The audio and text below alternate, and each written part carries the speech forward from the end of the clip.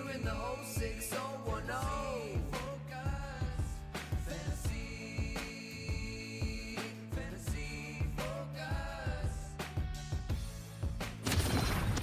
Welcome to Fantasy Focus. Today's podcast is presented by Geico. You can watch us every weekday at 11 a.m. Eastern Time on ESPN's Twitter, plus the ESPN Fantasy Facebook page and the ESPN YouTube feed, as well as the ESPN app. And you can download Fantasy Focus wherever you get your podcast. Happy Friday, September 17th. Field and Matthew and Stephania Did and you say Daniel 17? all here. I did. Tell me more about why that's significant. Well, just because this is a number that should be burned in every Giants fan's memory for quite some time. Yeah. Every fantasy manager's, if you have Terry McLaurin on your team or you went against him, you're well aware of what he did last night. 17 is a good number today. Tremendous. I had a friend who texted me yesterday before the game and said, hey, I'm choosing between... Look at him bragging about having No, friends. it was Daniel. Texting. It was Daniel. Yeah, Daniel texted me. Okay, so a professional friend. Yes, Okay, yes. somebody And somebody asked paid by the me- Walt Disney Company to be your friend. Gotcha. Right, who Okay, asked me understood.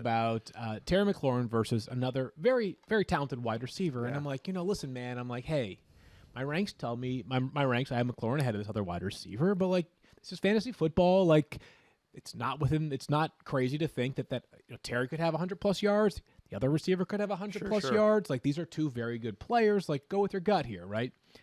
And I was like, mine is Terry, but yours can be whatever you decide.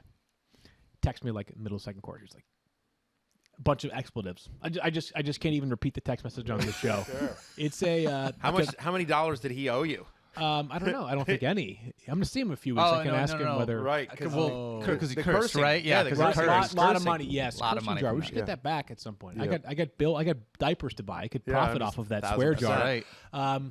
Terry McLaurin was amazing. Let's get into last night's game before we recap. We'll recap last night's game Yeah. and then preview all the major storylines going into Week 2. Stephania will have all the injury updates of note. We'll try to make it quick here on the Thursday Night Football, but there are a few things to get to, Matthew. Let's start with the two running backs. I think there's concern from those that have either Saquon Barkley or Antonio Gibson on their roster, even if there were some silver linings as well. I'll take Saquon. You can take Antonio Gibson. You want to do that? Sure. So Saquon Barkley last night was kind of like, you saw the reasons for optimism. The problem was they were sort of folded into more reasons for pessimism. Saquon Barkley last night plays 53 snaps compared to just 10 for Devontae Booker. That's good, right? Yep. He also had a 41-yard run that was pretty impressive, explosive, a good reminder of how Saquon Barkley is one of the game's elite talents at the position. He managed just 8.9 fantasy points, though, Matthew, as his remaining 12 carries went for a total of 16 yards. He had 2 catches for 12 yards. So he has 23 rushing attempts so far this year. 14 of them have gone for 2 or fewer yards. The pluses of Saquon are that he's getting healthier. He's clearly improving. He can have those huge, explosive running plays. The reasons for, I would say, pessimism are that the offensive line still can't block. Right. And his passing game involvement may get better, but to this point, it's basically just checkdowns. It's not designed passing plays. I tweeted this too, like on that big run. What is a 41-yard run? 41 or something? yards, Yeah. yeah. Like I feel like old Saquon takes that to the house. Maybe close to Well, it. I mean, listen, Chase Young's a special dude, man. I ridiculous, mean, yeah. Chase Young is a special dude and chases him down, no pun intended. But I just feel like Saquon from a year and a half ago breaks that, just you don't catch him. And if you do, you can't grab a hold of those thighs. Having said all that, Quads, sorry, whatever it is. thighs. Like, listen, the dude's just, he's built differently than you or I, especially differently than me. So, I mean, look, and me. huh? And me, to be fair. And yes, but definitely me. Okay. You don't have a dad bod yet. I'll get I'm there. looking forward to that a year from now when Got you have 4 a dad more months. bod. 4 Oh, months. It's rounding into form. There you go. Come on in. Come to Papa. Let me. I'm going to give you my my recipe for cinnamon rolls. Your belly is like a percussion instrument, Yeah. right? So, Love it. slap in the bass, man. All right. Get in my belly. Anyway, so what I was going to say about Barkley, though, is all that said, and I've been as negative about Barkley as anyone. He was on the preseason hate list. I had him outside my top 10. I didn't understand why people would take him inside the top 5. I think if there's a silver lining here, I think we should judge him after week 3 when they play the Falcons. Understand, like, Fair. as bad as Washington's defense played, it's still an above-average NFL defense. Week 1, first game back on the road at Denver, Mile High Stadium. Next week, they're at home to the Falcons, and they'll have 10 days. Saquon's going to have 10 days now. It was a short turnaround, everything like that. I think if Saquon has a game like this against the Falcons, then I think you can panic. But I think everyone drafted Saquon with the idea of like, hey, he's going to start slow. And guess what? So far, he started slow. Stephania, what do you have to add on the situation? I just think it's complicated. It remains complicated. It's not necessarily a linear progression. We have to see how he responds to playing more time on the field last night. He's been asking for increased snaps. He got a little bit of that last night. I think for me, when I'm looking at it, I'm really trying to look at the details. And one is that nice run that he had, that looked really good. But there was a wide open lane for him, and he was headed to the right side, which is easier for him right now. Things where he has to go to the left, where he has to plant on that right and go left, those are harder for him. There's a little bit of hesitation when he's trying to go up the middle. He just doesn't have the power there. He made a great decision last night on that 41-yard run to get outside. I thought that was smart. I think you're going to see him making smart decisions like that. I think there's still a ways to go. And I don't know what the magic is about week 3. I understand about the opposition in terms of the defense, but I also would remind the magic. Yeah, but I would say as far as like if suddenly I've heard a lot of people say, well, if he's fully healthy by week 3, it's not how these things work. I have always said that I think the back half of the season will be better for him. So hopefully he continues to progress without setbacks. That will also be the key. How sore is his knee? He mentioned that he had soreness in his knee after the last game. That's normal for this kind of injury, but there's going to be a balance at some point, how much work versus how he feels. Let's move forward with Antonio Gibson, Matthew, and they got the win. Gibson ran well when he got opportunities, but... Yeah, but obviously it's a disappointing game. J.D. McKissic has a monster game for him, and the concerns on Gibson coming into the preseason were just that. Will they use him on third down? Will they use him in passing situations? How much is J.D. McKissic going to, quote-unquote, steal work from Antonio Gibson? A lot. And I guess I'm still not worried. Maybe this is me being a little bit of a homer, but I get it. Like, I want to point. So our friend Ben Gretsch at Yards Per Gretsch on Twitter does a great job, and he tweeted this out. J.D. McKissic ran one more route than Antonio Gibson last night. One more route. And through 2 weeks, Gibson has actually run more total routes. Yeah. Last year, McKissic averaged twice as many routes per game as Gibson. Antonio Gibson ran 20 routes in last night's game. That's a career high for him. That's fine. Ben's great what he does. Go ahead. Okay. No. And then what I would say is, it's like, listen, McKissic had the big play. That two drive touchdown. Two-play touchdown drive where McKissic has the big run and then the touchdown to Ricky Seals-Jones. So that pads a lot to McKissic. He was in the 2-minute drill and they were going hurry up towards the end, and I think they wanted to keep that, and so he gets the gimme touchdown, which Heineke checked out of the play and just saw a good formation and just handed it to McKissic. Whoever the running back was getting that touchdown, and so I think if Gibson gets that touchdown, again the narrative changes quite a bit.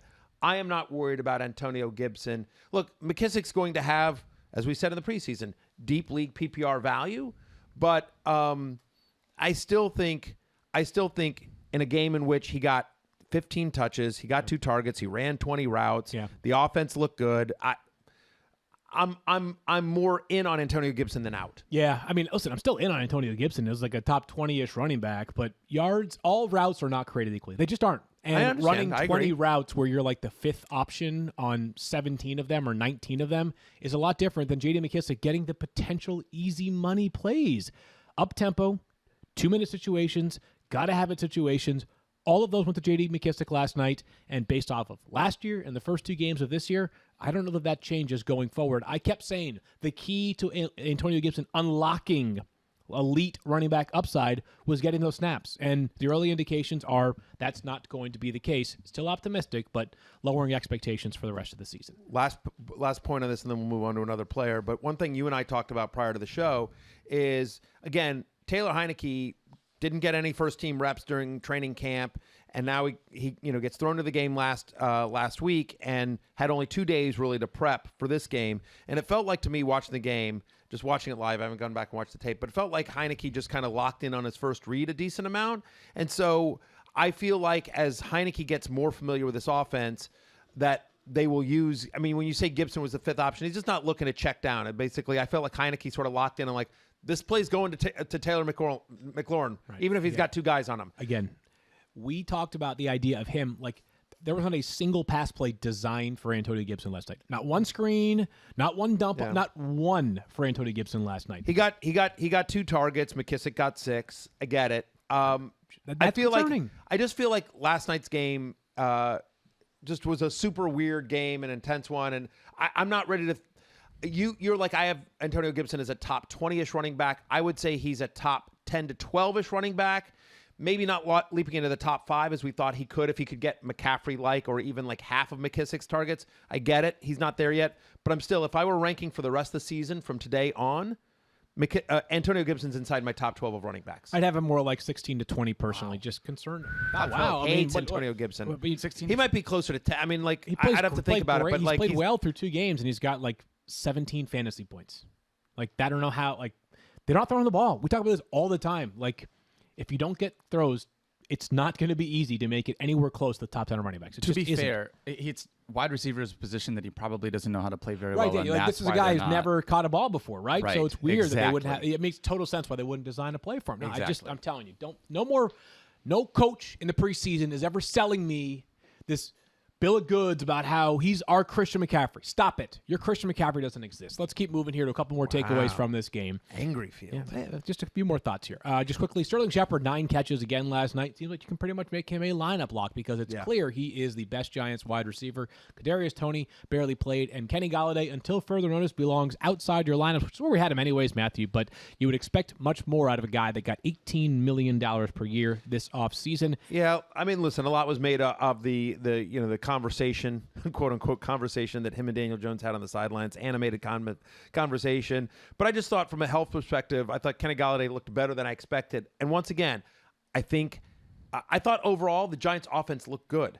Like I saw a lot of people, trashing Jason Garrett on Twitter, and I'm like, man, like Jason Garrett didn't call a perfect game, but I thought he called a really good game. And if there's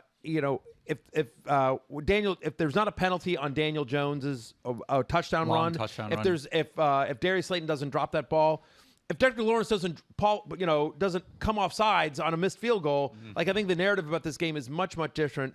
I thought the Giants offense looked pretty good. Kenny Golladay looked healthier than I thought he would. Again, I think next week home against Atlanta is going to cure a lot of ills for the Giants. Last thing I want to bring up here about this game field, and then we can move on, is Daniel Jones. Look, guys, Best game I've seen him play. and look, you know me, like this is what I do is like I predict the future, right? That's what we Correct. do as a fantasy analyst. Right. And usually it's at a week at a time. Right. It's a week's pace, right? But with Daniel Jones, I was just a year early. You're a year I was early. a year early with my ride or die. I guess he was bad last year, but no one could expect Saquon to be hurt. But now this is the Daniel Jones that I was all in last year. Right. Daniel Jones now has 2 different games of over 21 fantasy points. Like, and what was exciting for me, if you were a Daniel Jones fantasy manager or he's available in your league, because I bet you he's out there in a ton of leagues, is that all the designed runs for 6 Daniel of them last Jones. night. Yeah, really good to see that. And he got robbed, as you just mentioned, of more points because a ticky-tack at best holding call. There was some bad officiating on both sides last night. I thought that listen, as a Washington fan, I was thrilled for that call, but I agree with you. Very ticky-tack. The Chase Young, come on, the roughing the passer call. No, that was a brutal one. The worst one was J.D. McKissick, not touched by anybody. They went to review and confirmed that he was down before the third. Right. Before, Don't get me started. Anyways, I don't like to rip on the refs too much, but it was a tough night. It was a tough night for the crew. Zebras Thursday night. Anyway, I'm just saying, like, I think there's something there with Daniel Jones, especially when you think about, hey, Atlanta's coming up next. I'm just like, listen, mobile quarterbacks. He looked good. He looked good against. I don't know if it was just the Washington defense playing bad or just Daniel Jones. Maybe Daniel Jones is finally living up to with all the weapons that he has. Sure. Living up to being, number 6 overall pick in the NFL draft. Let's get to the injuries, and we turn to Stephania Bell for all of those. Most importantly, Stephania, the couple of running backs that have been dealing with a couple of different injuries. Let's start with Josh Jacobs in Las Vegas. Yeah, so yesterday we talked about Josh Jacobs sitting out Wednesday. Well, technically the Raiders didn't practice on Wednesday. And the other thing is Josh Jacobs had said before the season started that he anticipated resting a lot of Wednesdays, and that would be the plan for him going forward. The surprise perhaps came in that he didn't practice on Thursday either. Now, we don't know whether that's because they had a short week coming off a Monday night game or whether this is something foreboding for this week, but I would say Friday practice, obviously a very big deal to determine Josh Jacobs' status for the weekend, dealing with toe and ankle issues coming out of that game. Miles Sanders for the Eagles rested on Wednesday, but full practice on Thursday, so no worries for him. Okay, all good there for Miles Sanders. If Josh Jacobs does not play, I think we all believe that Kenyon Drake belongs as a lineup lock for you, not just as a runner, but also the passing game upside, which we saw in Week 1. He had 5 catches. Let's go to Baltimore. He feels like a fade this week, even if he's active. Again, traveling to Pittsburgh. You mean Josh Jacobs? Josh Jacobs Yep. does. Yeah, Josh Jacobs feels like a fade this week, even if he's active. On the road at Pittsburgh, very good defense. Josh Jacobs was not impressive on Monday night. Like, got 2 touchdowns, so you didn't mind. But, like, that offensive line really, really struggling. They had a lot of they've been banged up. They had a lot of losses in the offseason here.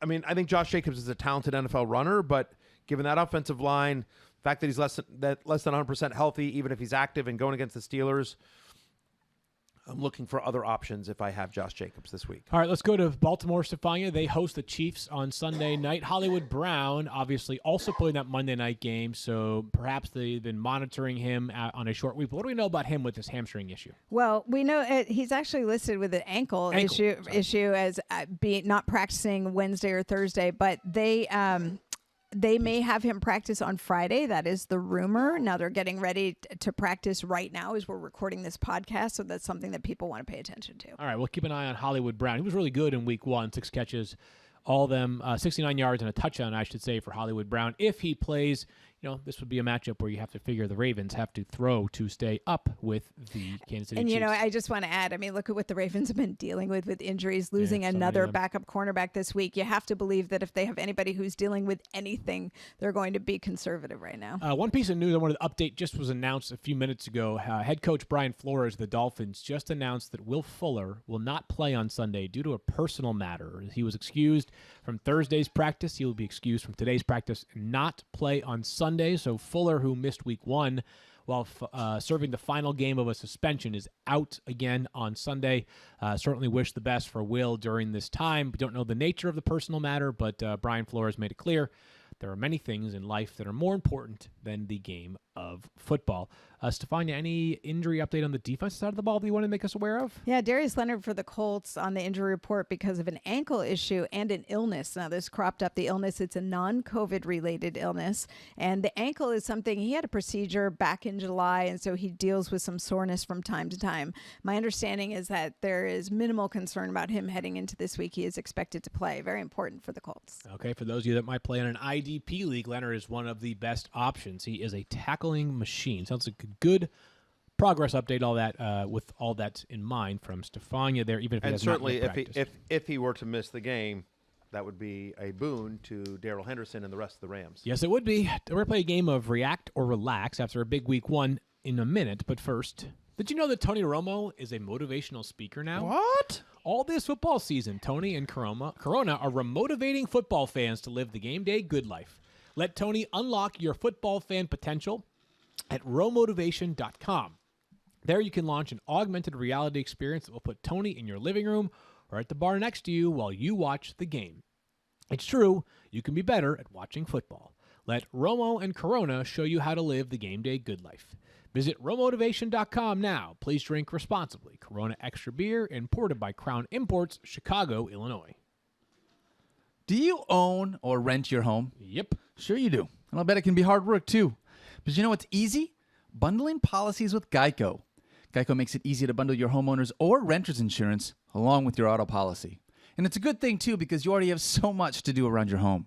So go to geico.com, get a quote, and see how much you could save. It's Geico easy. Visit geico.com today. That's geico.com. Going to play a game of React or Relax after a big Week 1. Are these guys starters, or are they players that maybe will regress? Jameis Winston had a monster Week 1. He was quarterback 3 with 5 passing touchdowns, and yet, Matthew, he had under 150 total passing yards. He plays Carolina this Sunday. Carolina looked pretty good defensively against the Jets, but certainly a different different offensive line, and more experienced quarterback. Are you starting Jameis Winston this week? I'm not. I'm at 17. Yeah. Again, there's no rushing weirdly, he actually had, I think, over 30 rushing yards last week. But generally speaking, we don't think of Jameis Winston as a running quarterback. And so we'll see if that's, comes more into play this week. But I'm not counting on it. You've still got Taysom Hill, who's still going to get some red zone work here. And that's what's concerning to me. I mean, 2 of his touchdown passes came from within the 10-yard line, I think, last week. Jameis did. Listen, the 5 touchdowns is crazy good, but I think it's a little bit more of a wait and see on that. I mean, the Packers just didn't show up in that game. I'm at 17. I have Jameis Winston at 17, so am I ready to make him a starting quarterback in a 1-quarterback 10 or 12-team league? I'm not. I got a gut feeling on the Panthers playing them tough this weekend. Yeah, me too. I'm not sure about an upset, but I think they could play New Orleans really tough this weekend. They have some good pieces along that defensive front, certainly Brian Burns being one of them. Jamal Williams had a crazy week 1, Matthew. He was running back 2 with 25 fantasy points. Revenge game on Monday night, of course, here on ESPN, going back to Green Bay, where he played for the Packers for the first 4 years of his career. You starting him this week? I am as a flex. I mean, I'm at running back 26, but I think he's a very viable flex. I think he's a viable low-end RB2 in a 12-team league or deeper. Like, I think what happened in week 1 to the Lions is going to happen again, which is I think they're going to get down. Behind, They're going to be playing from behind. Jamal Williams is a pass-catching running back. He's going to be motivated, obviously, back in Lambeau in a different uniform, division rival. We like Jamal Williams as a player. It's clear that him and Swift are both going to get a lot of work in this one. So, yeah, look, do I think he's the second best running back in fantasy, which is what I believe he was last week? No. But do I think he's viable and catches a lot of passes and is worth starting in a PPR league? I do. Again, I'm at 26. I'm as a flex play. Yeah, Go ahead. No, you ahead, Field. I was going to say, when you're looking at your flex, especially in PPR, you tend to lean towards the wide receivers just because they have more receiving upside than most running backs. But if Williams can sack another really solid receiving game on Monday night, he might sort of entrench himself into that. This sort of weird. Lock him in as a flex play consideration, because if you're locked in as a flex play, it really might mean you have upside to be an RB2 in a given week. Yeah, I mean, like he's to me like he's a better version of J.D. McKissick. In terms of like passing game usage, because I think he's got a better chance at score. I know McKissick got the goal line carry last night. Yeah. That was a little bit fluky. I think that Williams has a better chance at scoring touchdowns on a more consistent basis, being used between the tackles as well as being used, obviously, in a significant way in the passing game. Love-Hate is up right now on ESPN.com, and amongst the players that make that list is Corey Davis, New York Jets wide receiver, who basically was their passing game in week 1. He had 26.7 fantasy points last week, the 4th best of his career, Matthew. Does he make the love or hate side of the list? He makes the hate side of the list. Honestly, you think about Bill Belichick. What does Bill Belichick like to do, right? Very famously. Guess? Yeah, go for it. Take away your best option. There you go. What's the best option on the Jets these days? I'm going to go with Corey Davis. I would agree with that, right? They're going to get Elijah Moore. I mean, they're going to get Jamison Crowder back this week. Maybe. Maybe, I guess, right? He is eligible to play, but they are not yet committed to him being available on Sunday. So there you go. So we'll see if Crowder is active or not. I wouldn't start Crowder or Elijah Moore. Look, the other two, Bill Belichick takes away your best player. We think that's Corey Davis. The other thing is that the numbers about Bill Belichick versus rookie quarterbacks are not kind to rookie quarterbacks. Right. Like that is a tough gig for a rookie quarterback to face Bill Belichick. I believe I believe it's like 10 games. Over the last 10 games that he's faced a rookie quarterback, it's 8. He's allowed 8 touchdown passes, something like that. I know that Tua was the first rookie quarterback to beat the Patriots in like 13 years. Yeah. That was last year. Right, so last year. They typically fare very poorly. And then you think about this Jets offensive line, which really struggled in week 1. And, oh, by the way, just lost Mekhi Becton. Right. I just think it's going to be a long day at the office for Zach Wilson. I think they put extra coverage on Corey Davis here. I'm outside my top 40 for the week. I'm sorry, I'm at 39 after all the Giants. And he was outside my top 40 prior to Thursday night. He's now at 39 once we've removed all the Thursday night players. But, I would look else. I don't think he repeats his week 1 success. Antonio Brown's going to be the player that we might discuss frequently with Mike Clay, because Mike remains out on Antonio Brown. You remain in on Antonio Brown. I've got him at wide receiver 27. Daniel at 24. 1 week in, I'm right. I'm right. So and far, Mike you're Clay's right. Yes, and you have him inside your top 20 this week. I do. Look, obviously last week, monster game, 23.7 fantasy points. He now has touchdowns in 4 straight games, dating back to last year. absolutely torched the Falcons last year, over 28 fantasy points. Nothing about Atlanta last week impressed me at all. He runs so many, you know what I mean, right? Antonio Brown runs so many routes. Listen, I think this is a big Mike Evans game. I think Brady wants to get everyone involved. This is what we talked about on Monday in terms of like, or last week, I guess last Friday, we were talking about Mike Evans and like, should we panic? No, this is what happens. Mike Evans has these kind of games where he'll disappear, but then he'll have a blow-up game. I think this is a blow-up game for Mike Evans, but I think Tom Brady has a big enough game here that they support multiple fantasy-relevant pass catchers. Against Dallas, it was Godwin, it was Antonio Brown, it was Gronk. I think in this one, I think it's the wide receivers. Gronk, you're still starting Gronk, but I think Antonio Brown, Mike Evans, and yeah, still Chris Godwin. Like, I mean, it's just an embarrassment of riches for Tom Brady. It's good to be Tom Brady these days against the Falcons. But I guess for me, from the eye test, Antonio Brown looks like Antonio Brown. Yeah, he looks sure like does. you know, like I mean, just like the Antonio Brown that was like the best receiver in football for a decade. He looks like that guy. One player who makes your love list this week is Mike Williams for the Los Angeles Chargers, Matthew. He's at 27 on your wide receiver board. I've got him at 29. Daniel has him at 33. He was great in week 1. He had 22.2 fantasy points, good enough to be wide receiver 14. Only question I have, Yes, sir. is I wonder whether he draws Trevon Diggs coverage this week. Because Keenan Allen operates frequently out of the slot. Correct. A lot of teams don't like to use their top cornerback in the slot. It's a sort of different skill set for a lot of defenses. Diggs was the bright spot, maybe the lone bright spot for the Cowboys defense other than DeMarcus Lawrence last week. If it's Mike Williams opposite Trevon Diggs, I might be a little bit more nervous, but still he showed enough last week, and he was the 7th overall pick for a reason once. Couple of things here. You mentioned DeMarcus Lawrence. He's not going to play in this game. Yeah. That's a boon to the Chargers offense, right? I mean, so I think Herbert's going to have time to throw. Their offensive line played really well against Washington in week number 1. And what was also encouraging about Mike Williams' usage in week 1 was how they used him. This is a guy that previously in his career had just been a sort of like, go deep. We'll see if we can find you. Yep. You know what I mean? And so he was running intermediate routes and short routes, and they were moving him all over the field. And I was really impressed with Mike Williams' route tree in week number 1. And we know the talent. We saw it at Clemson. There was a reason why this guy was a top 10 overall pick in the NFL draft when he came out. Injuries have derailed his career. It's been inconsistent, but the talent has always been there and feels like he's now being used in the right way by Joe Lombardi. It's, you know, similar to like Corey Davis or some of these other players that it's taken a couple of years, Devontae Parker. It's taken a couple of years for these talented wide receivers to make good on the promise that we saw from them out of college. But I think Mike Williams is there, and I think it's this year, and I certainly like a matchup against the Cowboys. This is one of the highest over-unders on the slate. I think it's a shootout in Dallas. Give me Mike Williams. Give me Mike Williams as a top 30 play this week. I believe the game is in L.A. Oh, but is it? Sorry. It'll probably feel like a home game because Cowboys fans travel so well. And Los Angeles, not exactly a real home crowd vibe yet. You are correct. The game is in L.A., but whatever. Yeah. Yeehaw. Shoot them up. Yeah, there you go. All your Cowboy puns. Last thought, though, is I'll just Giddy say up. We're hopeful. We've got him inside the top 30. But if you're out on Mike Williams until further notice, I get that too, right? Like, because you know that you'll have one good game with Mike Williams followed by 3 nondescript games. So I get it if you're out. That's why I have him at 33, not because I don't like him, but because we've seen this from Mike Williams before. Yeah, where totally. he puts, don't give me those beady little eyes, man. I'm giving you beady little eyes. I know, I'll tell I you why. see it. It's not that I don't like him. Well, you have him outside your top 30. I do.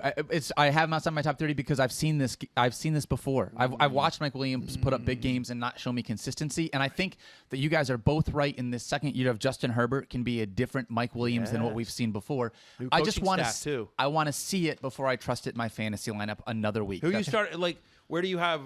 I note here that like. So you got Amon-Ra St. Brown, Tyrell Williams, Quintez Cephas. got Quintez Cephas, Yes. Right. Kadero Hodge. Khalif Raymond is up there. Yeah, Right. Calvin Johnson just ahead of him as well. Yeah. A little homage to Calvin. Right. Jamal Agnew, Herman former Moore. cornerback / wide receiver. Yeah.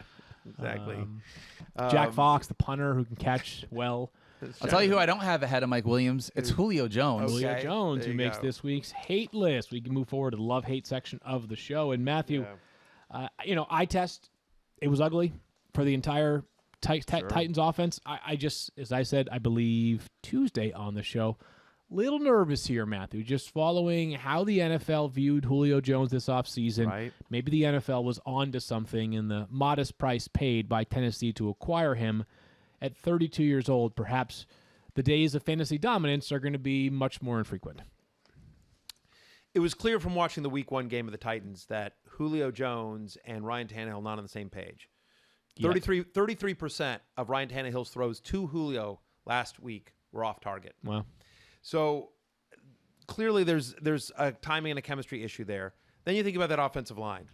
Like Taylor Lewan, just got absolutely embarrassed, right? And Chandler Jones literally was living in the pocket there for the Titans. Now they're going to Seattle. Seattle plays better at home.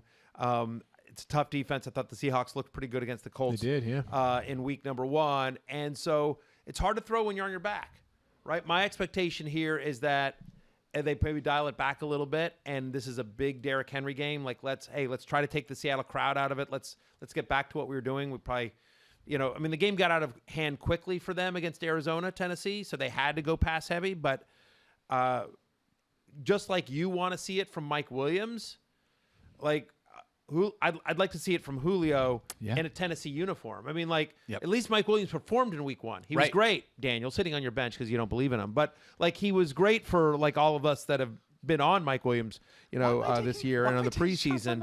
That's fine. Whatever. You hate him. That's fine. I have him 4 spots lower than you. Hater. No, 6. The hater. I moved him from 33, and this is my fault. This is on me because I didn't tell Kyle before the note. I moved him from 33 up to 29. Mike Williams? Just now? In the last 30 seconds because we convinced you? Before the show. Same spot where I am. Because I wanted to move him inside my top 30, but I am also still nervous on Mike Williams. I like that Daniel just said, you know what? The spotlight's getting a little hot on me. I can't handle this. Let me throw Kyle under the bus. This isn't on Kyle. I said this is on me because I didn't let Kyle know I changed my ranking, so that's on me. This is not on Kyle. Look, somehow poor Kyle just gets thrown under the bus here. Kyle's just Kyle's sitting in the back doing research, doing stats, and you're just all of a sudden and you're just like, on the bus no, trying to save you're just the like, bus, Kyle shouldn't even. Kyle's microphone doesn't work today, by the way. That's why he's not chiming in. But poor Kyle's just sitting there like, why am I in this conversation? Please. It's your, you know what I mean? Just why don't you just own your 33 ranking? Why you have to make up some crazy excuse? I'll own it for you. Did the dog eat your homework too? What happened, that's what Daniel? happened. Yes. I forgot to email Kyle that my rankings were updated and he could update the graphics. You're not allowed to come on the Friday show when you're watching you the hate football Mike team Williams. wins Own it. football I got an game idea. anymore. I have an idea. Yeah. Upon further reflection, I'm willing to make a board bet. All right. I'm listening. I say Mike Williams Yes. will finish outside the top 30 in wide receivers this week. Oh, I'll take that. I say Mike Williams finishes inside the top 30 of fantasy wide receivers this week. Put it on the board. Put it on the board. Nice. That was some redemption from Daniel right there. I don't know why I made that bet. I'm talking myself into it. And what the heck? I want to play with fire every once in a while. Yeah, good. I like it. I dig it. All right, let's move anyway, forward. I just would like to, on behalf of everyone here at the 06010, I would just like to take a moment here to apologize to Kyle Soppe for the slander that Daniel Dopp threw at you. I'm so sorry, Kyle. You do a great job here. You work hard. It is absolutely not your fault at all. You had nothing to do with this. Kyle, I agree with all of this. Daniel ranked him at 33. I co-signed this apology Daniel for some reason. ranked him at 33. So bad. And So bad. wanted to figure out a way to explain his bad ranking of it. And then suddenly you got dragged into it, and I'm sorry. I apologize. It's not the kind of behavior that you should expect from anyone on the 06010. Let's move forward here to James Robinson, who also makes the hate list, Matthew, and we talk about this. James Robinson just we saw way too much Carlos Hyde in week 1. Way too much for my liking. Unexpected, but still 42%. unsavory. James Robinson saw only 42% of the Jaguars' running back touches. Crazy. In week number 1. He was out-touched by Carlos Hyde 11-8. Overthinking it, man. What was it that made James Robinson so valuable last year, Matthew? Listen, it was 2 things. Number 1 was he was good. Give the guy credit. The guy He's played talented. well. Legit Totally. talented. But also insane volume. Insane volume. Insane volume. And we knew the volume would come back, but it would dial back. But we didn't think it would dial back to the point where he's backing up Carlos Hyde. And Not quite backing up. Not quite but backing sharing up, the right? But workload. the fact that this is much more of a committee than I think people thought. And listen, we talked about what's weird is we talked about in the preseason, after the Jaguars game, we're like, boy, Carlos Hyde was out with the first team quite a bit in that preseason game. Are you getting a little nervous? We talked about Carlos Hyde as maybe a late round target. Hey, he's going to get a little more work. There might be some standalone value to Carlos Hyde in deeper leagues, but I don't think any of us thought that he would get that much work. that he would play more snaps than James Robinson. I drew a believe little he bit did. of a line between Myles Gaskin and James Robinson, with the idea being that they're going to be veterans who are going to chip into their workload early in the season, but I'm going to remain strong. The idea, like, I'm going to remain committed to these players because I think, in time, Malcolm Brown and Carlos Hyde see their snaps go down because the cream rises, as we know. As we know. Cream rises. But based on what we saw last week, it's really hard to have James Robinson inside your top 20, which would be a must-start amongst running backs. So from that standpoint, you're saying that you would, assuming that you already have them on your roster, you're saying you would hold. Are they somebody that maybe after this week, if they have another down week, or I mean, depending on what happens, would you look to acquire them because you think season long? No, but here's where, like, I would consider it is, like, if you have a Jamal Williams on your roster, if you acquired Elijah Mitchell off of waivers, if you added any, maybe Tyson Williams as an example, those are players who might by rank be a little bit lower, maybe not Elijah Mitchell, but they may be a little bit lower than James Robinson, who might be examples of players that, if you're nervous, you could punt and turn that direction. Might feel more comfortable starting. Yeah. Like, I mean, I've to your point about Jamal Williams, like, I have Jamal Williams and James Robinson right next to each other in my rankings. Yeah. And they're at home against Denver. I feel like the Jaguars offense hopefully plays better this week. Denver again traveling east, but if you wanted to start Jamal Williams over James Robinson this week, totally get it. I'm fine with it too. It's going to be a much more high-scoring game, we think, on Monday night than Jaguars-Broncos, which is one of the lowest over-under totals on the slate. Let's get to some players whose rankings went up after what we saw from week 1. It's time for us to go for 2. Brought to you by Truly Hard Seltzer. God, they're so refreshing. Let's begin with Los Angeles Rams running back Darrell Henderson, Matthew, who we have at 15 for you, 14 for me, 18 for Daniel. Yeah. He played 94% of the snaps last week for Los Angeles. He's a guy that I think is going to eventually cede some touches to Sony Michel. Again, they didn't trade 2 draft picks for Sony Michel for him to play 1 play or 5 plays per game. I mean, listen, that would be a gross miscalculation of resources to trade away 2 picks for a guy to literally sit on the bench. Yeah, I agree. But that time is not here yet, right? It's going to be another week of Darrell Henderson in a matchup that I don't know that it totally scares you, especially if Darius Leonard, who Stephania suggested will play, but not super, I'm not scared of this it may not be ADD. 100% if he does. Yeah. And Seattle ran well against the Colts last week. And look, I mean, let me put it this way. I don't think the Colts are much scarier than the Bears in terms of run defense, and Darrell Henderson had no problem running against the Bears. That offensive line of the Rams looks really good last night. My expectation here is that it's a big workload. Does Sony Michel get some more touches than he did in week 1? Yeah, probably. But do I think the majority of the work goes to Darrell Henderson? I do. I like him this week. Again, I'm as a top 15 play. At some point, you're right. This is going to be more of a committee. But at the moment, it's the Darrell Henderson show. He's the lead running back on a good offense in a solid matchup. Give me Darrell Henderson this week. And I'm going to keep ranking him that way until it changes, right? Yep. So maybe at some week I guess wrong, and all of a sudden Sony Michel plays half the Here's snaps. what you do. And the week that you guess, quote, you guess wrong, you just like, I emailed Kyle, Kyle, and right, he meant to forgot update the rankings, and he didn't, and I'm sorry. And you just do that. Got it. Just, okay. Duly noted. Just pull a Daniel. Right. Okay, What let's we move call to it one on the more here, 06 and that's DeAndre Swift, Lions running back, Monday Night Football, of course. And remember, last week we were You're a nervous. company man. Yes, not because we were nervous about DeAndre Swift's talent. We know he's a really talented guy. Really talented. The question was just whether or not he was unhealthy in the preseason. Yeah. There were some comments from the coaches that kind of caught your attention a little bit. Sure. Dan Campbell and people were Staley. talking up Jamal Williams. Yeah, and by the way, Jamal Williams was running back 2 last week, Yes, so he there was was. some merit to Jamal Williams' role, but 57 snaps for DeAndre Swift last week to just 30 for Jamal Williams. He's still the guy here in the Lions' backfield. And he's really talented. And again, he's also a talented pass catcher. That's the other thing, right? I mean, this is a guy who got double-digit carries and targets in week 1. And because both Williams and Swift can go between the tackles because they both can catch the ball out of the backfield, I think it gives Jared Goff and that offense some versatility, and especially considering how none of those wide receivers have separated themselves. Whatever, Quintez Cephas and Khalif Raymond and Tyrell Williams. You don't have to caveat that. None of the wide receivers have separated themselves. I mean, I know you like them all more than Mike Williams. It's but T.J. Hawkinson and the 2 running backs, Exactly. and that's really it for that offense. Correctamundo. Yeah. And good hip reference by me. Good for you. So anyway, yeah, I mean, so Swift to me is a very solid guy. Like, I am at 14. Stephania, you want to get in on this one?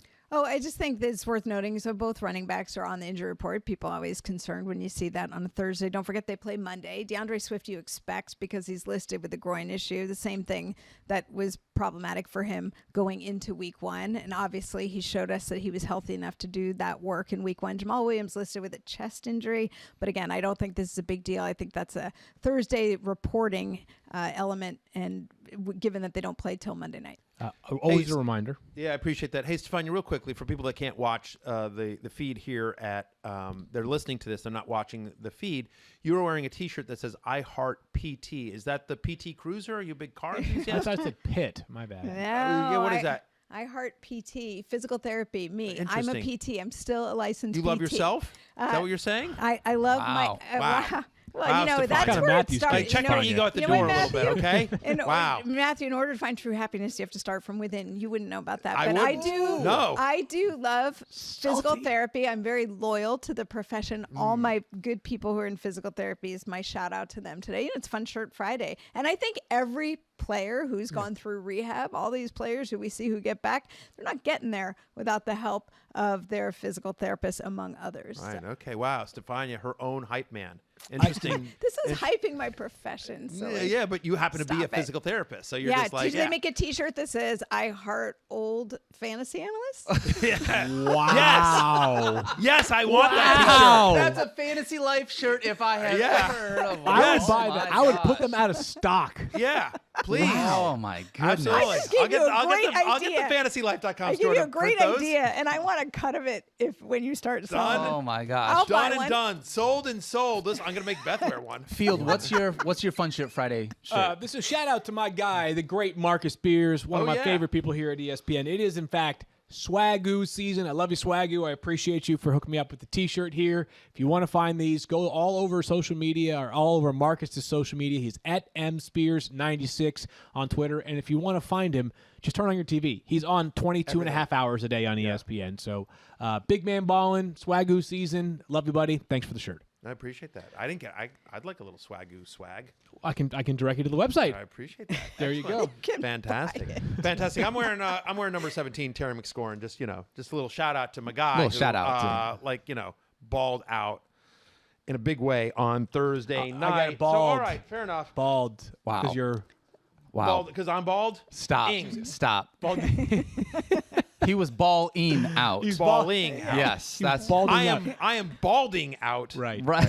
Terry McLaurin is That's what balling. you and Terry McLaurin have in common. Yeah, Yes. as Yeah, you there- share something. yes. Right. He Really is quickly, balling out. I just am want to say this. balding out. Yes, sir. My Fun Shirt Friday shirt is I'm wearing. This is my Dungeons and Dragons. Like our group has a big logo that Wait, hold on. that we put together. No. So we made Be shirts careful, with each Matthew. other. Be careful. It's called the Steel Magnolias. We've been doing this campaign You for about currently 2 play years. Dungeons and Dragons. You have Correct. a Dungeons and Dragons group that you currently play Yeah, we with. play online right now because we aren't Yeah, of getting course, together. of course. But yeah. So, anyways, shout out to Andrew and our D&D group, the Steel Magnolias, because it's just a fun shirt. And this is my mom's hat. At Dot Mama, she got Aw. this like 25 years ago back home as a Pistons fan, and Best so logo in sports right there. I pulled it out and decided to share it for today. Your so- mom is such a dedicated fan of the 0601. I We love know. your mom. We love She's her. the best. We She's love unreal. Mama Dopp. She really is She's, the and best. she's at Mama Dopp, right? On Twitter or at Dopp Mama? Dopp What is Mama. At Dot Mama. That At mama. Dopp Mama. Give Yeah. her a follow at DOPPMAMA. Pick every NFL matchup for a shot at prizes with Pigskin Pick'em, presented by Truly Hard Seltzer. Play at ESPN.com/pigskinpick'em or on the ESPN Fantasy app. All right, let's move forward with a couple more rankers. Jamar Chase, Matthew, who Yeah. goes all the way up inside the top 20. He was much lower than that in week 1. Obviously, there were concerns about how much he would, dominate targets. He had some drop issues during the preseason, some confidence issues. It appeared he put all those to bed, and as Mike Clay told us yesterday, it's a wonderful matchup against the Bears. It really is. I mean, the Bears just got absolutely decimated, that secondary, by Matthew Stafford and the Rams in week one. And you think about Chase, who led the Bengals in target share, routes run, fantasy points, looked the part.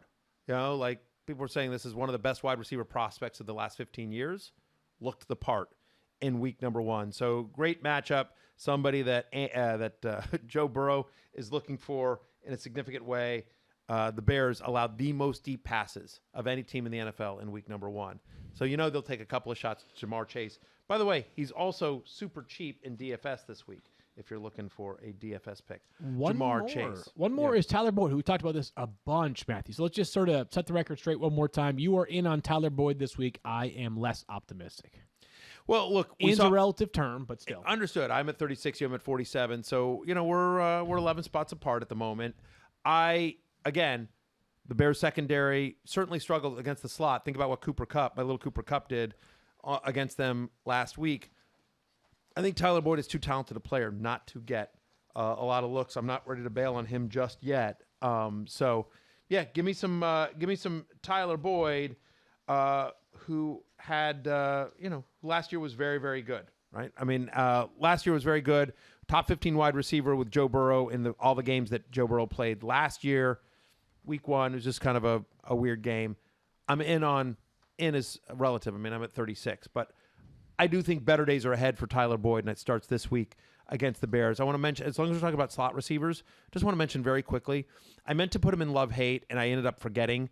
I sent an email. This one's entirely my fault. Like, I forgot to send the Forgot to email. Like, email I didn't. Kyle. No, Sure, I yeah. didn't. Thanks That's a what I'm lot, saying. Kyle. I did not put in the email. Appreciate it, Kyle. Right, yeah, got it. This is Yeah. This is not on Kyle at all. Way to go, Kyle. That's what I'm saying. Who do you I'm saying love? I wrote the email and I forgot to send it, so it's my fault. I'm a moron. But We I knew just that want to already. mention this somewhere, which is Cole Beasley. I think Cole Beasley has a big game this week. Okay. I think this is a guy that I wish I'd put him on the love list. So I just want to get it on the record somewhere. Going against Miami again. Think about Miami and those two corners that are so good. Like, I think the way you attack Miami is in the middle of the field. Cole Beasley had, I think, 8 targets last week off the top of my head. Like, look good. I think Josh Allen has a big game here against Miami. He traditionally does. And I think they're going to spend a lot of attention on Stephon Diggs and Emmanuel Sanders. So I think Cole Beasley out of the slot in the middle of the field has a really nice game, especially in PPR against the Dolphins. We're going to talk about some lessons learned from quarterbacks that made their debuts with the new team in week 1. But before we do that, a word from our friends at Gumout.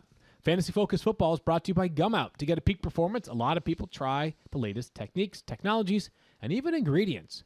When it comes to performance enhancement for your car, the most exciting development is Gumout with Carbon Clear. Carbon Clear is potent. It's the most advanced fuel additive on the market. It's also their newest technology. Think of it like this. You've evolved your stat tracking, right? We're not just talking about catches and yards and touchdowns. We track targets. We track yards after catch. We track DVOA. So why not evolve your car's performance as well? In fact, cars on Gumout get better engine performance, increased fuel efficiency, and lower emissions. It only takes 2 minutes to pour Gumout into a gas tank, so it's quick and easy to use, and it's not hard to find. You can get it at mass retailers or your local Autoport store. So what are you waiting for? Get your car running with Gumout. Right now, with Carbon Clear, performance enhancement for your car.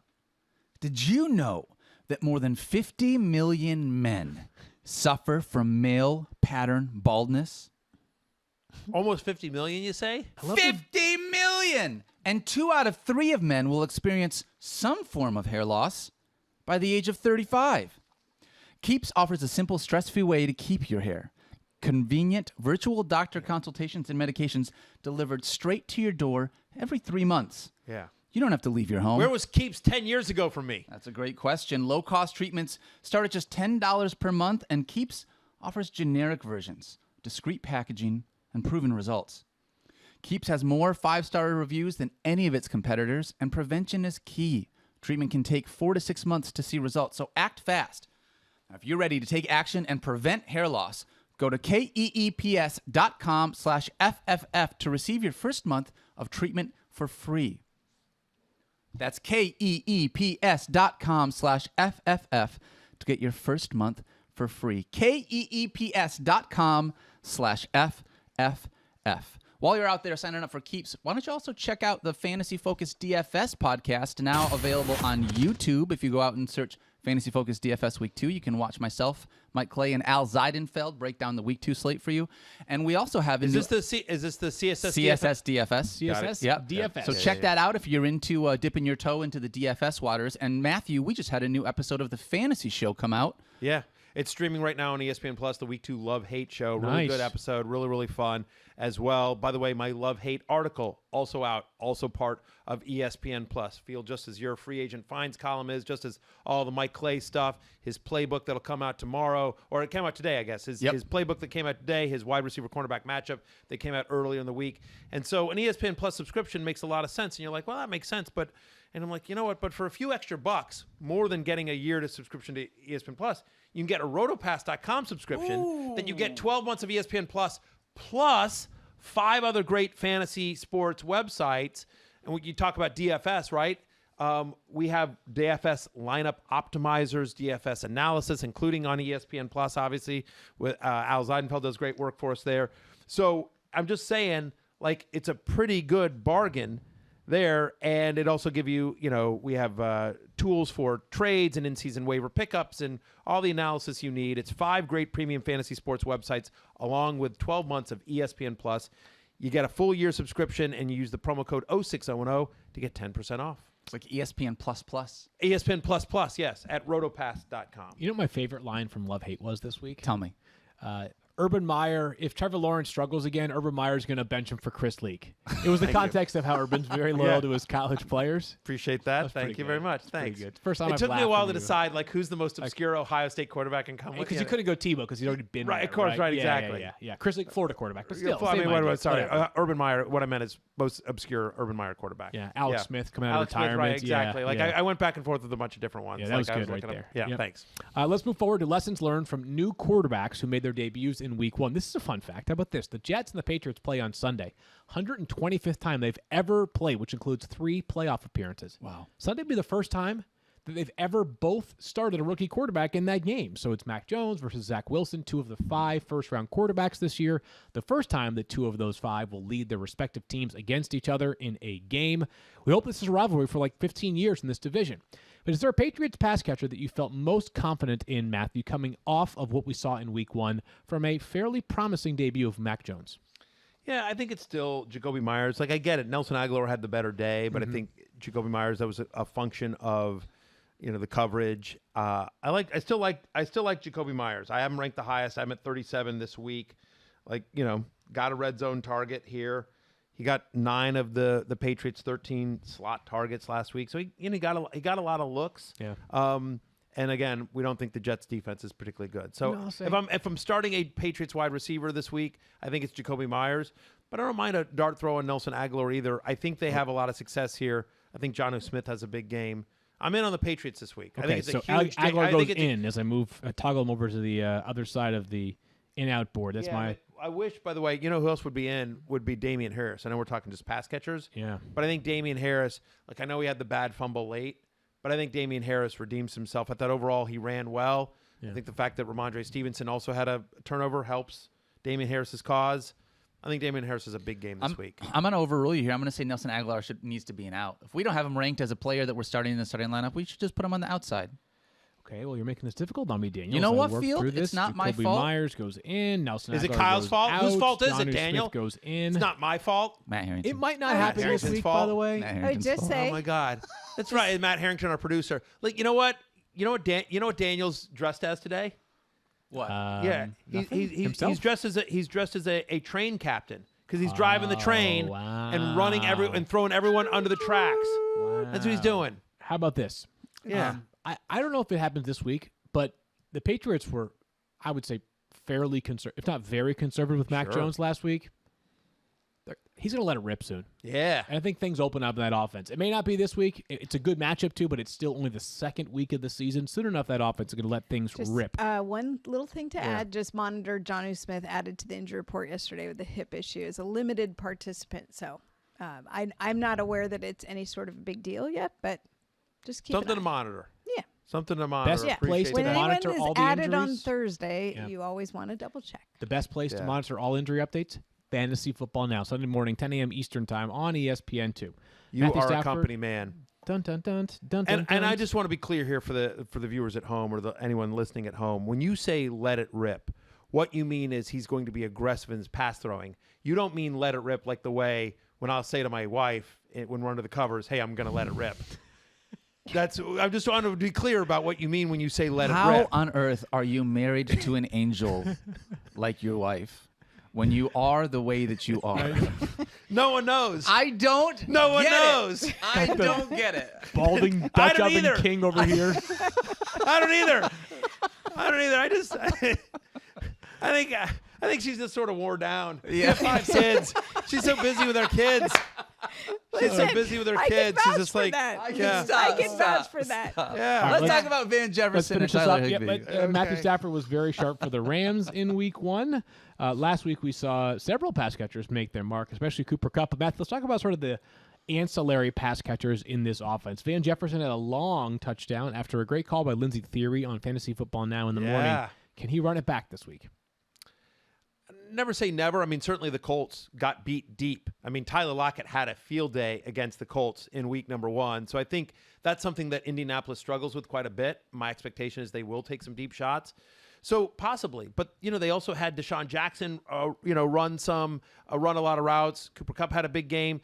Robert Woods did not have a big game, which I'm a little nervous about. Like, was that a one-game thing, or is I it think like it's a one-game thing for Bobby Trees. He's out, though. But Jefferson's out. Let's not be crazy here. Yeah. If he has another great game, then the joke's keep on me. keep on your radar. But I agree with that. I'll just say I think Van Jefferson's a talented player. I know they like him a lot. Second-year player. But yes, I agree with you. I think between the 2 wide receivers and Higbee, there's probably not enough volume to support 4 fantasy-relevant pass catchers, and you're starting Kupp, Woods, and Higbee. Higbee is in, by the way, for me. Yeah, of Higbee has course. now become a full-time player for them with no more Gerald Everett. He is in. Let's get to the Broncos, who last week took care of business against the Giants. They broke out late with a long Melvin Gordon touchdown run, Matthew, but it was a direct even snap count for he and Javonte Williams, 33 snaps apiece. Are you in or out on Melvin Gordon? I'm in as a mid-tier flex play. I'm at 24. I think just better chance at a touchdown.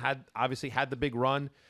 At some point, Javonte Williams is going to take over this backfield, but not this week. Right. And by the way, people part of the narrative when you draft a player at 34th overall is the player in front of him, Melvin Gordon, would maybe be washed. Did you know that Melvin Gordon was the fastest ball carrier in week 1? That 71-yard touchdown run Really? was the fastest any player reached That a as a little ball next-gen carrier stats? via next-gen stats. So impressive. Javonte Williams, in or out then, Matthew? I think he's out. Here, let me. Can I?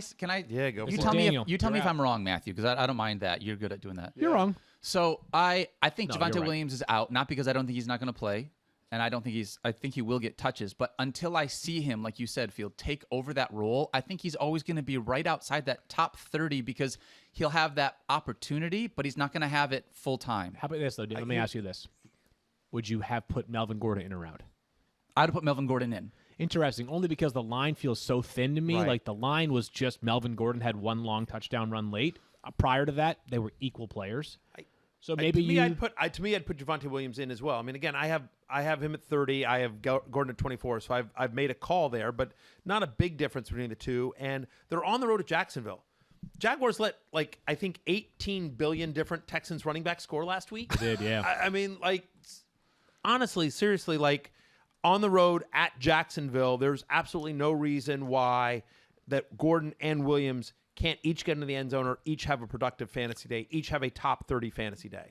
We're going to go quickly through these last few here. And I'm going to start with this one. Gut call here. Cortland Sutton having a bounce-back day. And also part of the reason why I'm playing against Matthew Berry in the War Room League this week. I have Cortland Sutton. Yeah. So means you he's he's gonna go going off. That's right. Noah Fant, I'm in as well. We're all in Definitely. on Noah Fant. Again, it's hard to find tight ends that play as many snaps as he does with that kind of athletic ability. He was good last week. How about the 3 Jaguars, Matthew? How about this? By the way, we need to, I need the screenshot saved right here. The Jaguars have 3 primary wide receivers. They're all juniors. Does that happen normally or no?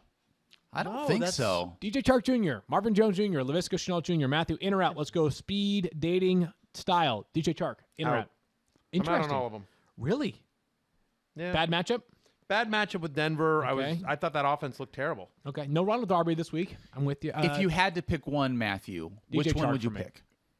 For me, Marvin Jones. Marvin Jones. I'll take DJ Chark. Board bet it or no? Yeah, I'll do that. I don't Okay, care. why not? Let's get We'll weird. live a little dangerously. I say- I mean, that's my ranks. I have Jones at 35. I have DJ Shark at 40. Okay. I'd hate So, to see that's how my impressionable ranks young go. Matthew. So I will. if he just so. I'll say it. I say Marvin Jones has a better fantasy day this week than DJ Shark. I say DJ Shark has a better fantasy week this week than Marvin Jones. Put it on the board. Put it on the board. All right, Stephania, before we say goodbye, I understand you have an update that we need to know about. Yeah, Jameson Hensley, who covers the Ravens for us, just sent me a little note about Marquise Brown, knowing that we were talking about him earlier in the podcast. He is back at practice today with that left ankle taped up. Now that they only get to be present for a portion of the practice, so they did not see him run at full speed, but he thought he looked pretty good doing footwork drills. So good news for Marquise Brown's availability, it sounds like. Yeah, I get the sense he's going to play on Sunday night against the Chiefs. Huge game for Baltimore. They do not want to fall to 0-2. And with that, we say thanks so much for listening to us all week long. I always remind you at this time of the week to watch Fantasy Football Now on Sunday morning, 10 a.m. Eastern Time on ESPN2.